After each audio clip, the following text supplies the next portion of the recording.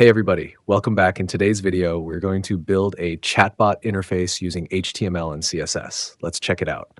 So here's the chatbot. Its box has nice border, which is rounded a bit, and it has a glowing view from the top left part. Here you can enter the text for the AI chatbot, and it says, imagine something with a nice start icon to the right section, and you can type anything you like for the chatbot to respond. For like, I type this. And to the bottom part, there are three icons, which expresses attachment, and two more icons. And to the bottom right part, there is the send button, which sends the message you type.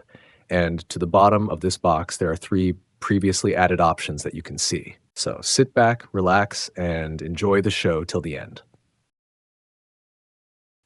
We'll start with the HTML structure. At the top level, we have a body element. Inside the body, we have a main container called Chatbot Container. This will hold all parts of our chatbot. Inside Chatbot Container, there is a div called Chat Options. This will contain our chat input area. Within Chat Options, we have another div named Chat Input. This div will hold the actual text area for the user to type in and a set of buttons for different actions. Inside Chat Input, there is a div called Chatbot. Here we have a text area element. The text area has an ID of chatbot, a name attribute of chatbot, and a placeholder text that says imagine something. This is where users will type their messages. Next to the chatbot, we have a div called options. This div contains two main parts. First, we have a div called btns-add. Inside btn's add, there are three buttons. Each button contains an SVG icon. The first button has an icon that looks like a chain link. The second button has a grid icon, and the third button has a globe icon. These buttons can represent different actions like adding content, opening tools, or switching modes. After btns-add, still inside options, there's a button with a class called btn-submit. This button contains an I element, which in turn contains an SVG icon. This is the main submit button for sending messages. Outside of chat options, but still inside chatbot container, there's a div called tags. Inside tags, we have three span elements. They contain text like create an image, analyze data, and more. These tags can be used as quick actions or suggestions for the user. This is the structure of our HTML. Next, we will style it using CSS so that everything look nice after we added the whole styles. Now let's move on to the CSS. We'll start with the body element. I will remove any default margin using margin 0. The background color will be a very dark shade, specifically 0E0E0E. We'll set the height to take the full viewport height using 100 VH. To center everything, we use Display Flex, Justify Content Center, and Align Items Center. Finally, let's set the font family to Inter. Next, we'll style the main container, Chatbot Container. We'll set a maximum width of 260 pixels and let the width be 100% so it can adjust on smaller screens. Inside the chatbot container, we have chat options. This element will be positioned relative so that we can position some pseudo elements inside it later. For the background, we use a linear gradient going from top left to bottom right with shades of gray 7E, 7E, 7E, and 3636, 36 repeated. We'll round the corners using a border radius of 16 pixels. To make sure the content inside doesn't overflow, we set overflow hidden. We also add a tiny padding of 1.5 pixels. For chat options, there is an after pseudo element. We position it absolute, set top and left to -10 pixels. The background will be a radial gradient with white in the center, fading to transparent black at the edges. The width and height are 30 pixels each, and we apply a blur filter of 1 pixel to soften it.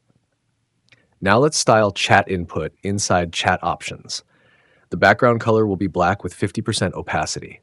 We give it rounded corners with 15 pixels radius. Width is 100%, and overflow is hidden so nothing spills outside.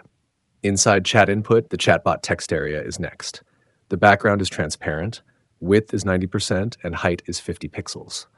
The font color is white, font family is sans serif, font size 12 pixels, and font weight 400. Padding is 10 pixels. We remove the border and outline and prevent resizing using none. For the placeholder inside the text area, the color is F3, F6, FD. We add a transition of all properties with 0.3 seconds ease. When the text area is focused, the placeholder color changes to 363636. Next, let's style the options div inside chat input. We'll use display flex to arrange items in a row, justify content space between so the buttons are spread out, align items flex end to align them at the bottom, and add padding of 10 pixels. Inside options, we have BTN's add.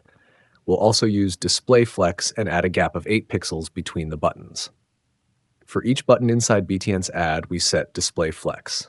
The color is white with 10% opacity, background color is transparent, border is none, and we change the cursor to pointer. We also add a transition for all properties with 0.3 seconds ease. On hover, the button will move up slightly using transform translate Y -5 pixels, and the color becomes fully white. Now for the main submit button, BTN submit. We set display flex, padding 2 pixels, and use a background image with a linear gradient from top with dark gray shades 292929 and 55555, then back to 292929. The border radius is 10 pixels, and we add an inset box shadow with 0 horizontal, 6 vertical, 2 blur, -4 spread, and white at 50% opacity. Cursor is pointer, border and outline are none, and we add a transition of 0.15 seconds ease.